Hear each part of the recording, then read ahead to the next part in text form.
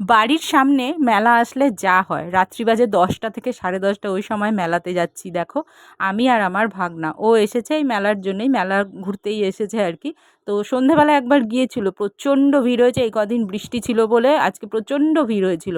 তো সন্ধ্যাবেলা সেভাবে হয়তো ঘুরতে পারিনি, তাই রাত্রিবেলায় বলছে খাওয়া দাওয়া হয়ে গেছে ওই সময় মেলা যেতে। এসে তো দেখছি মেলা, গড়ের মাঠ, সব দোকানপাট বন্ধ, গড়ের মাঠে আমরা গোল দিতে এসে গেছি। আর যে কটা দোকান খোলা আছে বললো চলো ওই কটাই ঘুরি। তা ও একটা কিছু দেখে গেছিলো সন্ধেবেলায় এসে, তো সেটাই টার্গেট করে এসেছে আবার কিনবে বলে। তা এসে দেখছি জিলিপির দোকান টোকান তখনও ভাজছে আর কি, তখনও গরম গরম জিলিপি ভাজা চলছে, কিছু কিছু দোকান খোলা ছিল। তো যেই দোকানে ও যেই জিনিসটা দেখে গেছে সেই দোকানে তো বন্ধ হয়ে গেছে, সব দোকান তো খোলা নেই, দেখতেই পাচ্ছ।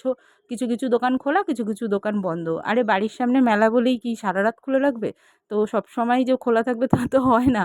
আমরা একটু দেরি করে আসি ঠিকই, কিন্তু এতটাও রাত্রি করি না যে সব দোকানপাট বন্ধ হয়ে যায়। যাই হোক, আর কি করা যায়, বললাম কালকেই আসিস তো চলো কিছু খাবে বললো, তা আমি বললাম তাহলে জুস খেয়ে নে, খাবি কি জুস? বলছে হ্যাঁ জুস খাবো। তো দেখো একটা মানে ম্যাঙ্গো জুস ওকে দিল আর কি, কাচ্চা মিঠা, হেব্বি নাকি টেস্টি। তো এটা খেয়েই আমরা বাড়িতে গেলাম।